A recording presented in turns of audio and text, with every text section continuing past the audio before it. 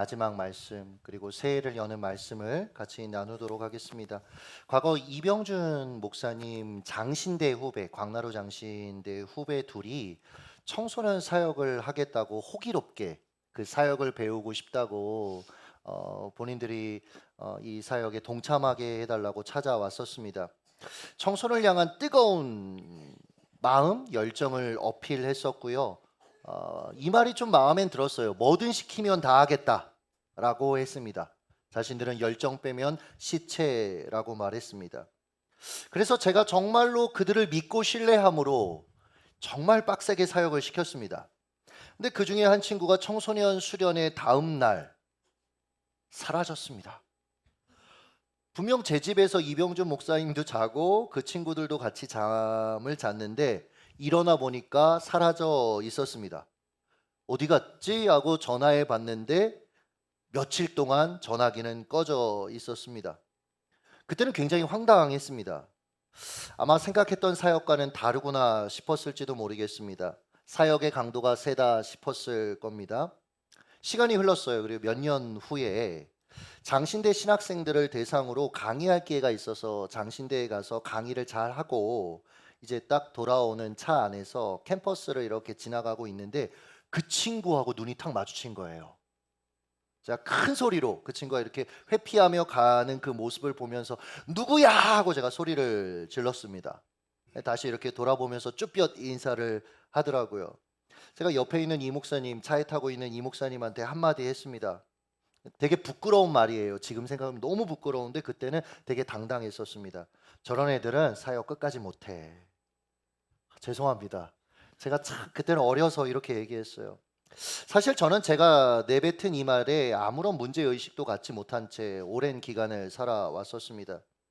그러다 문제가 있다라는 것들을 어느 정도 알게 되고 특별히 지난 토요일 형을 피해 야반 도주한 야곱을 대하시는 하나님의 모습을 보면서 그를 향한 제 시선과 제 말을 회개하게 되었습니다. 지금 우리가 살펴볼 야곱은 도망자 신세입니다. 장거리 이동이 쉽지 않은 나이였어요. 여러분 이게 되게 젊은 나이가 아닙니다. 70세였습니다. 70의 야곱이 형 에서를 피해 오직 살아야겠다는 일념 하나로 야반 도주하고 있는 거예요. 그렇게 85km쯤을 이동한 겁니다. 차를 타고 이동한 게 아니잖아요. 걸어서 이동한 겁니다. 그러니까 코에 단내가 나도록 며칠을 달려 도착한 곳이 루스였는데 그만 지친 몸과 마음을 이기지 못하고 길에 그냥 쓰러져 잠이 든 겁니다.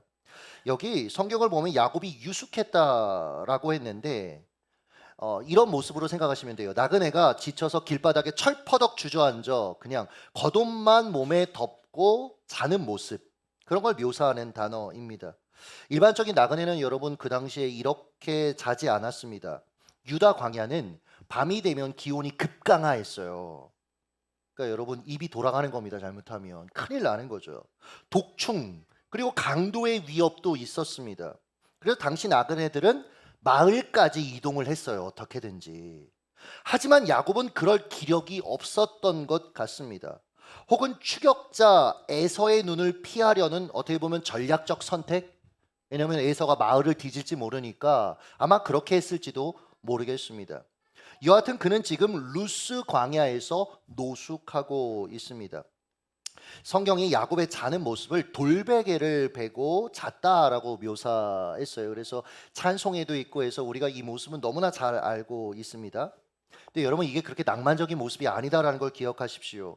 그가 처한 현실이 얼마나 고달픈지를 단적으로 보여주는 거예요.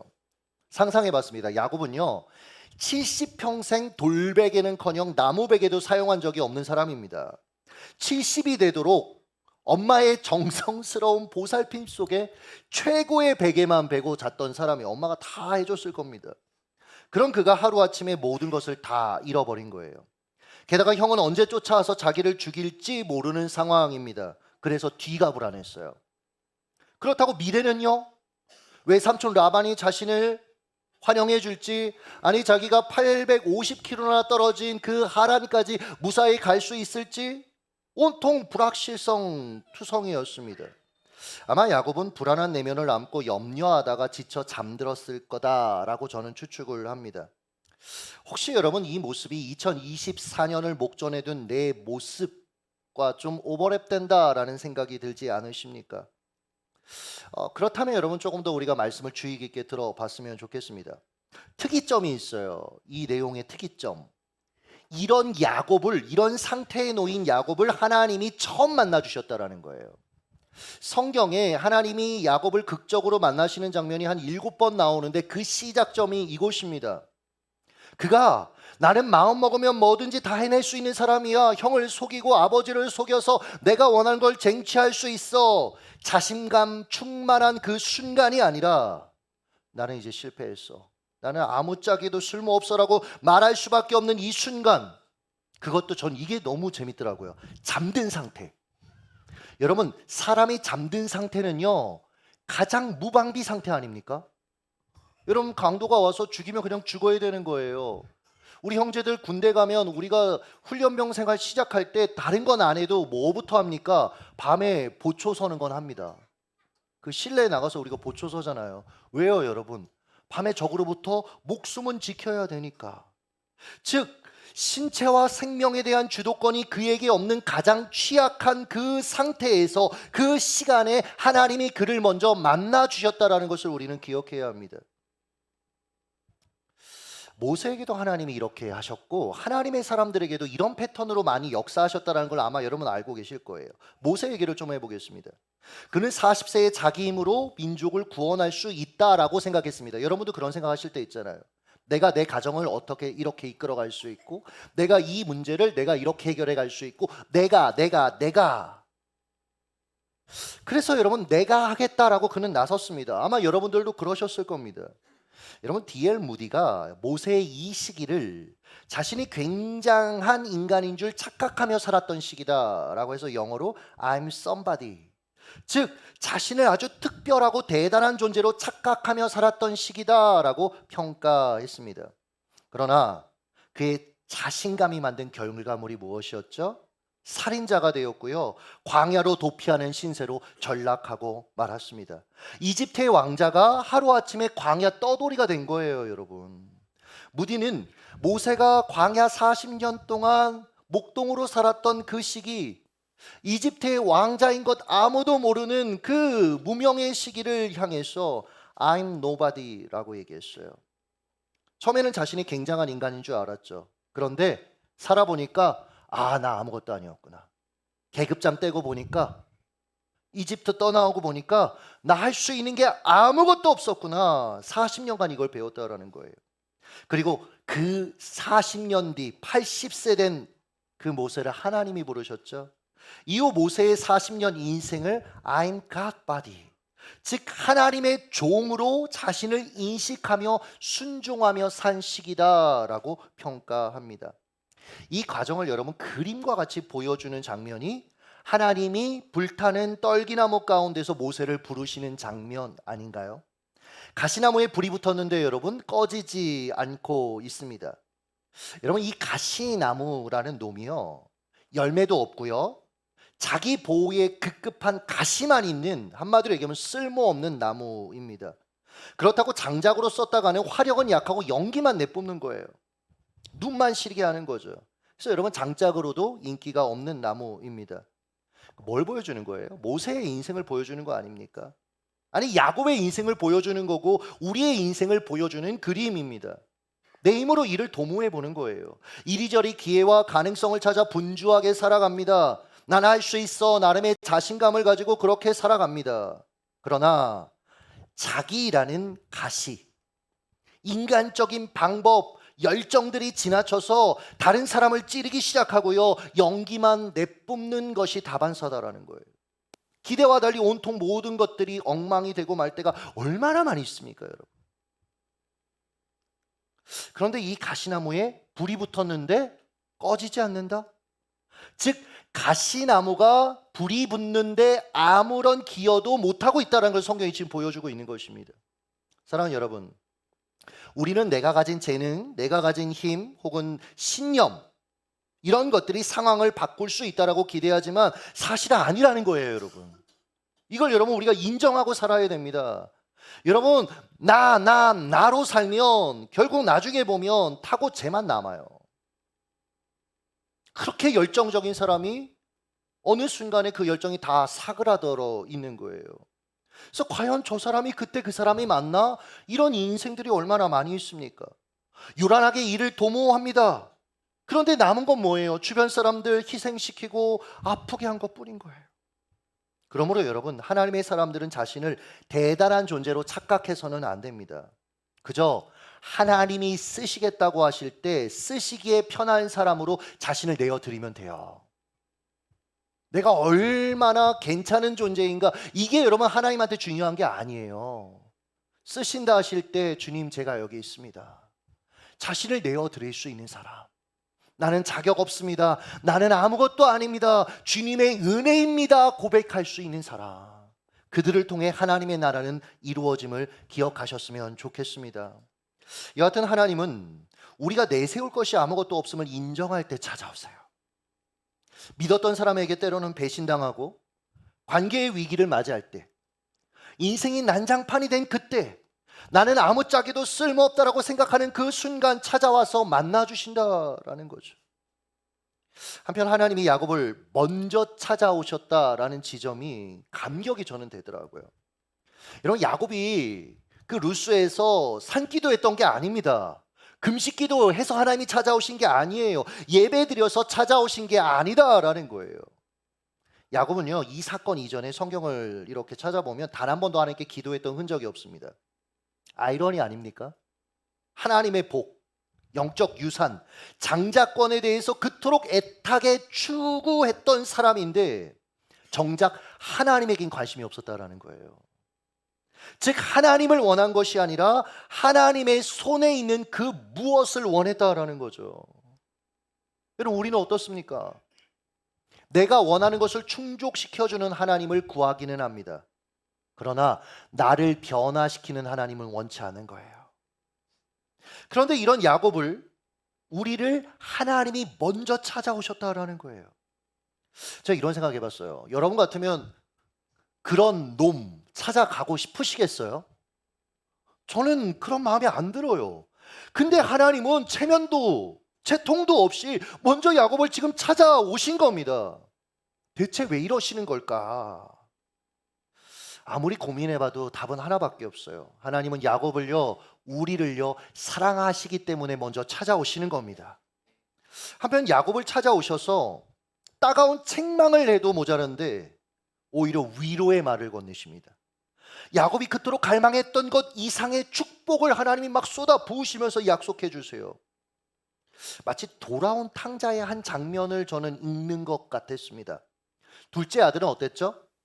아버지에게 자신의 노동을 제공하고 그저 월급을 받아서 생계를 유지하는 관계를 제한하려고 했습니다. 그런데 그 아버지는요, 아직 저쪽에서 그 아들이 오고 있는데 달려가서 입 맞추고 반지 자녀의 권세를 회복시켜주고 그 놈을 위해 여러분 잔치를 베풀었어요. 사랑하는 여러분, 이것이 우리를 향한 하나님의 진심입니다. 이것이 우리를 향한 하나님의 사랑의 모습이다라는 거죠. 자, 야곱을 찾아오신 하나님이 그에게 무엇이라고 말씀하셨는가? 13절 한번 읽어주시죠. 시작. 내가 누워있는 땅을 내가 너와 내 자손에게 주리니. 저는 이 부분이 너무 재밌더라고요. 보세요. 불과 1초 전까지만 해도, 아니 0.1초 전까지만 해도 야곱은 거기에 누워 자고 있는 노숙자였습니다. 그렇죠? 그런데 하나님의 이 약속을 받는 순간, 네가 누워있는 땅을 다 너한테 줄 거야. 그 순간 그는 더 이상 노숙자가 아니더라고요. 생각해 보세요. 내가 누워있는 땅이 다 내 거면 나는 노숙자가 아니고 뭐예요? 땅 부자입니다. 저는 이게 너무, 여러분들 아멘이 막 안 나오세요? 저는 이게 너무 좋더라고요. 주님, 제가 누워있을 때니까 좀 이 말씀 좀 해주세요. 야곱아, 아브라함과 이삭에게 약속한 그 가나안 땅 전체 너와 내 자손에게 줄 거야. 지금 안에 그렇게 약속하시는 거예요. 14절입니다. 한번 같이 읽겠습니다. 시작. 내 자손이 땅의 티끌같이 되어 모든 족속이 너와 내 자손으로 말미암아 복을 받으리라. 여러분, 뭐예요? 너 복의 육통자, 너 복의 통로가 될 거야. 내가 그렇게 너 사용할 거야. 여러분을 향한 하나님의 말씀입니다. 15절 한번 읽습니다. 시작. 내가 너를 떠나지 아니하리라 하신지라. 난 너 떠나지 않을 거야. 여러분, 제가 아까 우리 교육자들이 이제 같이 식사하고 저희 집에서 차 한잔 했어요. 그래도 마지막 수고했다고 이제 격려하고 싶어서 저희 집에 이렇게 와서 차를 마셨는데, 남자들끼리 무슨 얘기를 하다가 뭐 그런 얘기를 했어요. 이제 뭐 TV에서 나왔던 어떤 이혼 얘기, 이제 뭐 바람핀 얘기 이런 게 이제 나왔단 말이에요. 어떤 뭐 배우가 뭐 그렇게 했다고 얘기를 하면서, 그래서 제가 장난으로 아내한테, 여보, 내가 그럴 일은 없어요. 상상도 안 해봤고요. 근데 그냥 장난으로 제가, 여보, 내가 혹시 바람을 핀다면 여보 어떻게 할 거야? 제가 그렇게 물어봤거든요. 근데 저희 아내 진짜 인상이 확 변하면서 가만 안 놔둘 뿐더러 버리겠다고 그러더라고요. 옆에 있는 세진 사모는 더 갑자기 안 그렇게도 안 했는데 남편을 갑자기 이렇게 쓰레기처럼 이렇게 보면서 자기는 용납할 수가 없다 이제 이렇게 얘기를 하는 거예요. 그러니까 형제들, 우리 잘 살아야 됩니다. 그냥 하루아침에 버려질 수 있는 거예요. 여러분, 근데 하나님이, 여러분 야곱 보세요. 여러분 영적으로 보면 이 야곱이 얼마나 바람핀 놈입니까? 계속 하나님 떠나고 자꾸 자기가 원하는 인생 찾아가고, 근데 하나님이 보장하시는 거예요. 뭐라고요? 난 떠나지 않을 거야. 떠나지 않을 거야. 여러분, 이게 얼마나 다행인지 몰라요. 우리의 됨됨이에 따라서 하나님이 함께 하시고 함께하지 않으시고 구원하시고 구원을 취소하시고 이러면 우리는 다 여기서 없어야 됩니다. 여러분, 하나님 나라에 단 한 명도 들어갈 수 없어요. 이게 여러분 복음이고 이것이 여러분 은혜 아닙니까? 여러분, 한편 제가 이 하나님이 주신 약속을 분석해 보니까 이 하나님의 메시지는 100% 미래지향적이더라고요. 미래지향적이에요. 반면에 여러분, 하나님을 만나기 전 이 야곱을 좀 생각해 보니까 과거에 매여 있었어요. 뭐 그 밤에 이런 생각하지 않았었겠어요? 아버지를 속인 어떤 죄책감 때문에 힘들어하고, 자기를 죽이려고 추격 중인 형을 향해서 두려워하고, 자기 때문에 울고 있는 그 어머니를 향한 그리움 때문에 또 마음 아파하고, 과거에 대한 후회와 아픔이 그의 마음과 생각을 아마 잠식했을 것입니다. 이것이 하나님을 만나지 못한 사람들이 가진 특징이에요. 항상 과거지향적입니다. 상처와 과거, 어떤 그때 겪었던 안 좋은 기억들을 곱씹으면서 날마다 살아가는 거예요. 실패, 그 자리에 계속해서 머물러서 아파하는 겁니다. 그런데 하나님은요, 과거에 매여 있는 야곱에게 새로운 미래를 약속하고 계십니다. 하나님은 과거에 매여 현재를 고통스럽게 사는 이들, 하나님이 여실 미래를 보지 못하는 이들에게 말씀하시는 분입니다. 이전 것은 지나갔으니 보라, 새 것이 되었도다. 할렐루야. 과거의 삶의 이전 것, 즉 아픔과 실패, 실수가 없었다라는 게 아닙니다. 지금 저 뒤에서 분주합니다. 왜냐하면 지금 이제 12시 넘었거든요. 그냥 설교 계속 하겠습니다. 이따가 우리 셀레브레이션은 이따 하겠습니다. 그러니까 마음 편히, 네.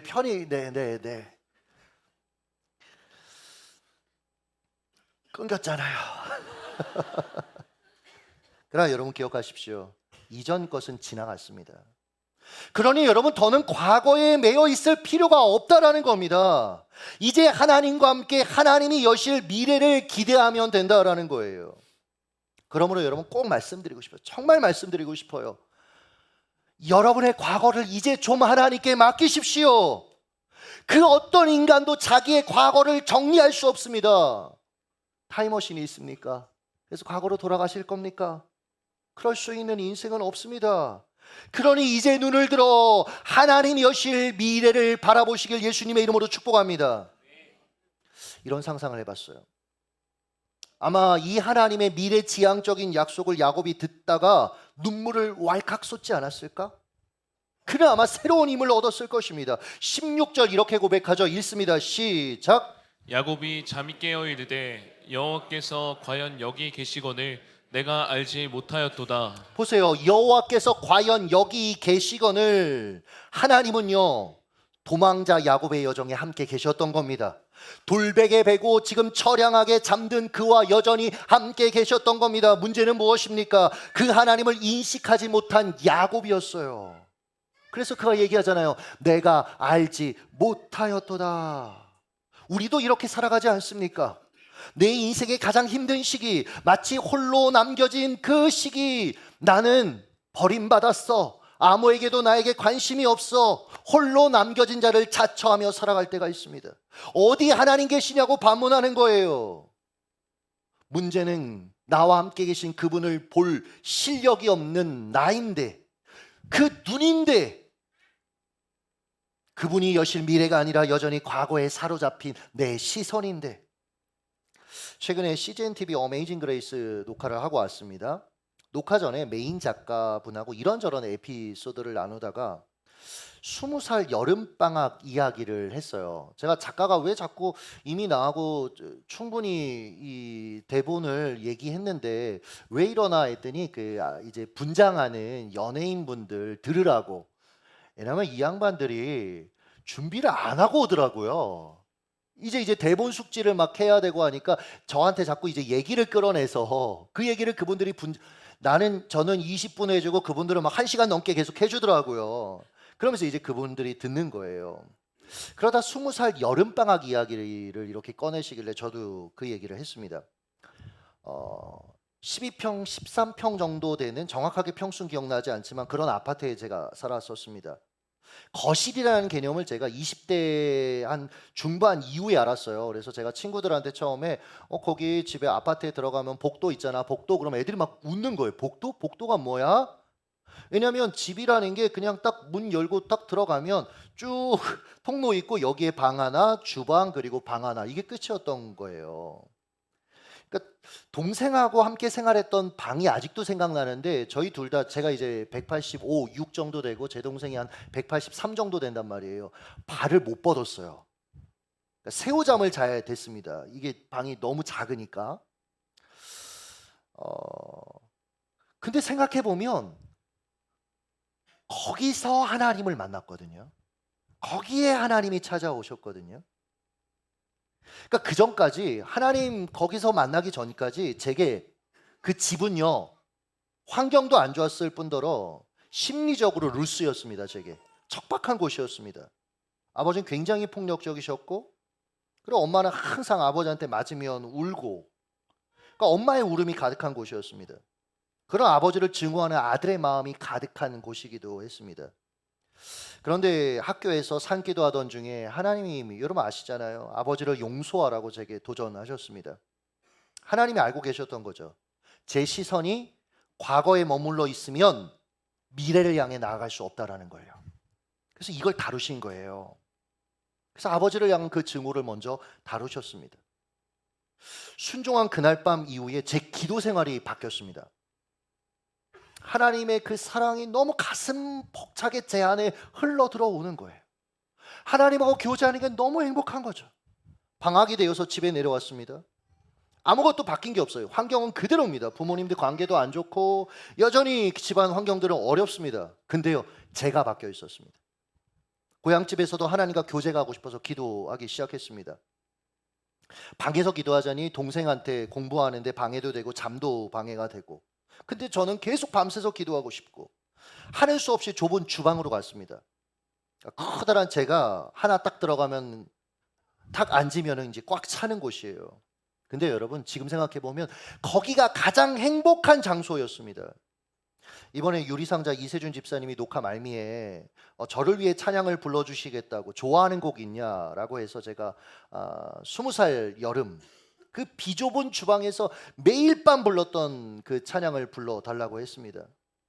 주를 향한 나의 사랑을 주께 고백하게 하소서.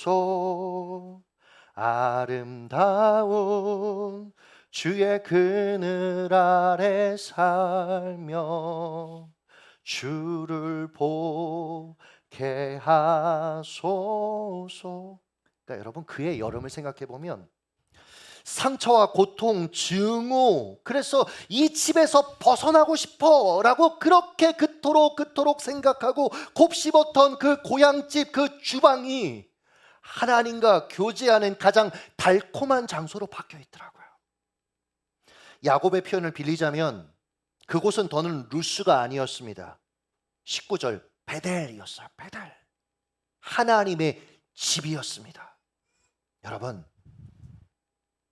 베델과 루스의 차이는요, 여러분과 함께 계신 하나님을 발견하느냐 발견하지 못하느냐입니다. 여러분, 환경이 바뀌어서 여러분의 마음과 여러분의 삶이 달라질 수 있는 게 아니에요. 환경은 여전히 우리에게 그렇게 호의적이지 못합니다.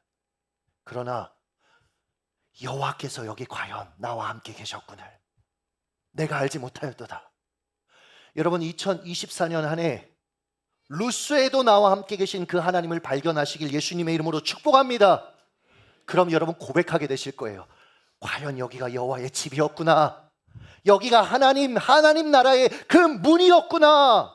하나님 나와 함께 계시는구나. 말씀을 맺겠습니다.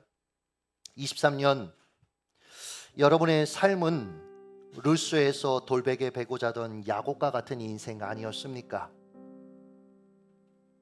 그렇다면 여러분, 베델을 발견한 그 야곱의 시선이 여러분에게 열리시길 예수님의 이름으로 축복합니다.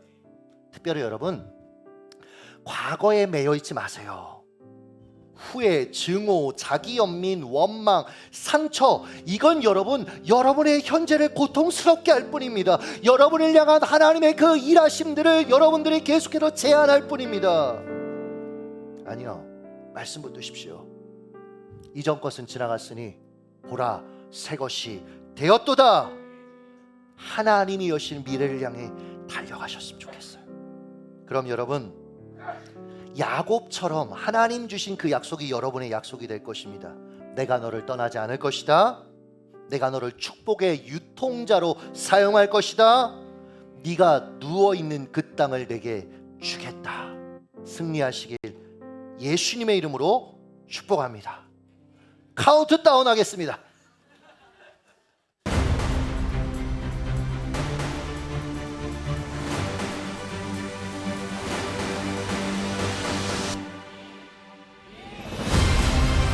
해피 뉴 이어. 해피 뉴 이어.